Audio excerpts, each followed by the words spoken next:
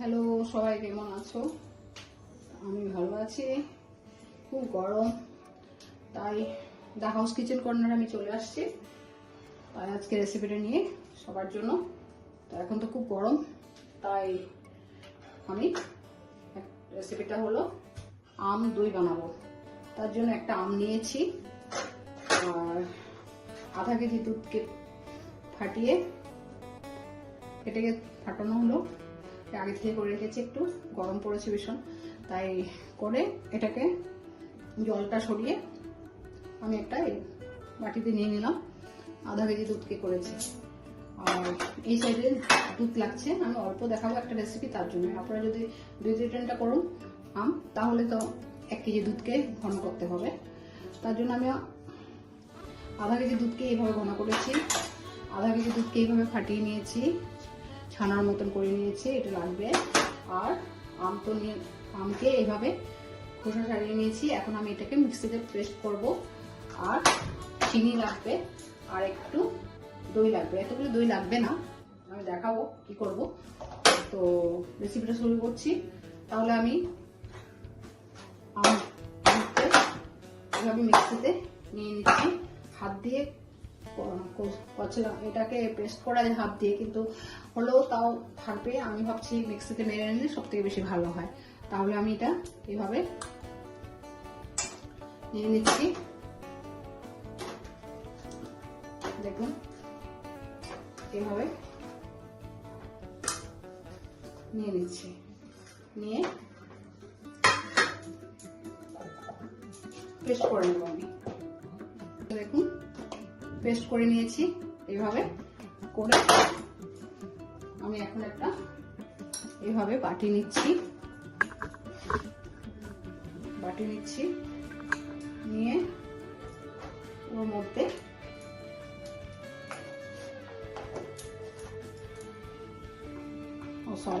বাটি নিচ্ছি। এই যে ছানাটাকে নিয়ে নিচ্ছি, এটাকে ভালো করে ফেটতে হবে। এভাবে ভালো করে ফেটতে হবে, ঠিক আছে? এভাবে ভালো করে ফেটে নিতে হবে। দেখুন,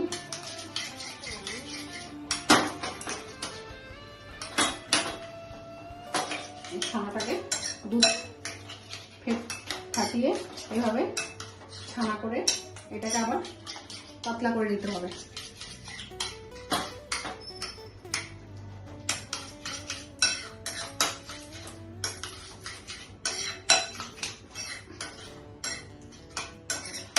পরে এখানে চিনি দিয়ে দিচ্ছি। দেখুন, চিনি দিয়ে দিচ্ছি।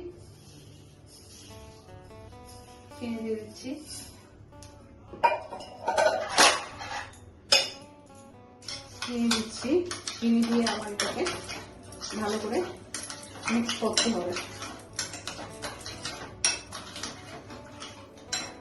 আম দই বানাচ্ছি আজকে।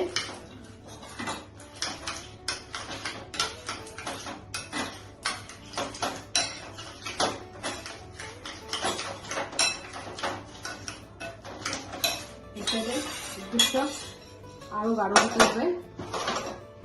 দুধটাকে আর একটু বসিয়ে দিচ্ছি, একটু গাঢ় হবে। এইভাবে চিনিটা দিয়ে এটাকে ফেটিয়ে নিচ্ছি। ছানাটাকে চিনি দিয়ে ফেটিয়ে নিচ্ছি। তারপর আমটা দিয়ে দিচ্ছি।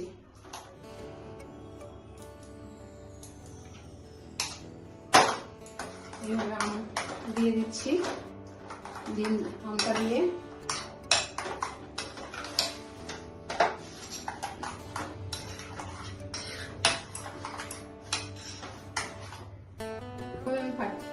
ফেটিয়ে নিলাম আমার সাথে। আপনারা একটা কাজ করবেন, দুধটাকে তো প্রথম জল দেবেনই। আধা কেজি দুধকে একদম ঘন করতে হবে। আর আমটাকে একদম পেস্ট করে আমটাকে একটু জাল করে নেবেন। তো আজকে আমি ভুলে গেছি, আমটাকেও এভাবে জাল করে এমনি তো আম পেস্ট করার পরে ঘন হয়েছে, এভাবেও করতে পারবেন, ওইভাবে একটু আমটাকেও জাল করে নেবেন, তাহলে জিনিসটা একটু ভালো আসবে। আসবে থেকে এইভাবেও আসবে। তাহলে এখন আমি এটাকে ছানা আর আমটাকে ফেটে নিয়েছি, তাই এখন আমি একটু গাঢ় করবো।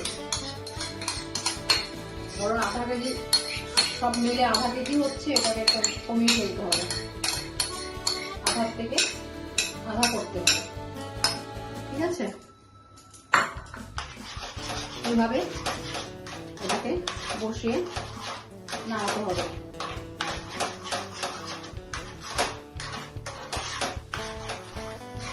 আর দুধটাকে রুম টেম্পারেচার করতে হবে, গাঢ় করার পরে রুম টেম্পারেচারে রাখতে হবে, বেশি গরমে না।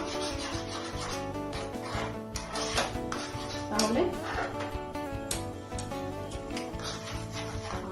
এটাকে একটা বাটি বা মাটির হাঁড়ি, যেটাই হোক, পাতি যেটা বলে মাটির বাটি করা যায়, কোটা ঢাকনার মধ্যেও করা যায়। তো আমি এটাতে বসাবো আজকে। এটা অ্যাকচুয়ালি দইয়ের বাটি কোটা, আমাদের এখানে সব জায়গায় আজকাল হয় এই টাইপের কোটার মধ্যে দই পাওয়া যায় মার্কেটে। তাহলে আমি এটাতে করবো আজকে, এভাবে এটাকে গাঢ় করে নিচ্ছি, ঠিক আছে? আমি দেখুন বুঝতেই পারছেন এটা অনেকটাই ছিল, এটা এখন এভাবে করতে করতে এটা অনেকটা কমে আসছে। তার মানে সবকিছু এভাবে গাঢ় করতে হবে, ঠিক আছে? এখানে দুধ ফাটানো যেটা ছানাটা, ওটার সাথে চিনি আর ম্যাঙ্গো পেস্ট করে নিয়েছি। দেখুন অনেকটা কমে আসছে, কিন্তু কমে আসছে। দেখুন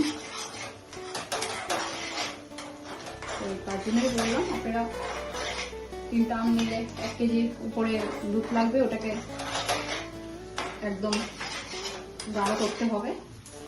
তাই দেখুন অনেকটা কমে আসছে।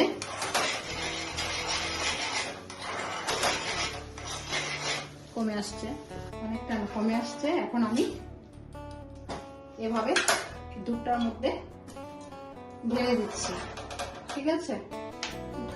একটু ঠান্ডা হতে হবে, একটু ঠান্ডা হলেই ঢালবো, কারণ গরম, এটাকে ঠান্ডা করতে হচ্ছে, তাই ঠান্ডা করতে হচ্ছে। এটার মধ্যে আমি দইটাকে, তার জন্য আমি বললাম একটু টক দই লাগবে, সবসময় টক দই। হ্যাঁ, এই টক দইকে এইভাবে কোটাটার মধ্যে লাগিয়ে নিচ্ছি, পুরো কোটাটার মধ্যে অল্প টক দই লাগিয়ে দিচ্ছি, ঠিক আছে? কারণ এই কোটাটার মধ্যে আমি বসাবো, এটা দইয়ের কোটা, এটার মধ্যে বসাবো। আর একটু ঠান্ডা হচ্ছে, এটা ঠান্ডা হয়ে গেছে। আমি এখন এইভাবে দুধটাকে দিয়ে দিলাম, গাঢ় দুধটাকে, ঠিক আছে? এইভাবে দিয়ে এটাকে মিক্স করে নিচ্ছি। দেখুন দুটো জিনিসই ঠান্ডা হয়ে গেছে, নরমাল।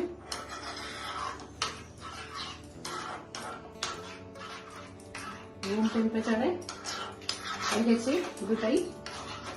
এভাবে দেখুন দুটোই সুন্দরভাবে গাঢ় হয়ে মিশে গেছে, বুঝেছেন?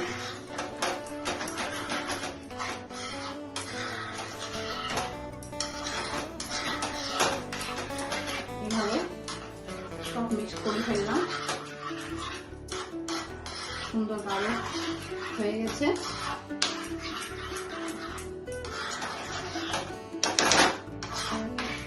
এইভাবে এখন এই বাটিতে যে দই লাগিয়েছি, এই বাটিটার মধ্যে আমি ঢেলে নিচ্ছি, ঠিক আছে?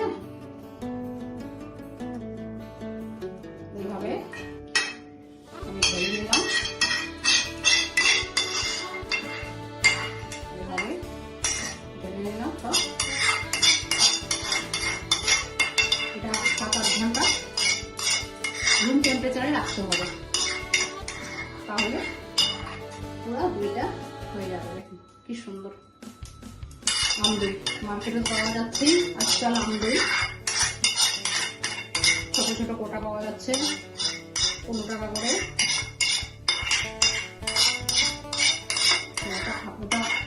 খেতে একরকম, আর নিজে বানিয়ে খেতেটা আমার একটা অন্যরকম। তাই রেসিপিটা কেমন হচ্ছে, কেমন হলো, আপনারা বাড়িতে অবশ্য করে আমাকে জানাবেন। তাহলে আমার রেসিপিটা মোটামুটি ফিনিশ। এইভাবে আমি নিয়ে নিলাম, নিয়ে এটাকে রুম টেম্পারেচারে 7-8 ঘন্টা রেখে দেবো। এই জন্য কোটা নিলে সব থেকে সুবিধা, ঢাকাটাও থাকে, নাইলে ফয়েল পেপার দিয়ে আমাদের করতে হবে।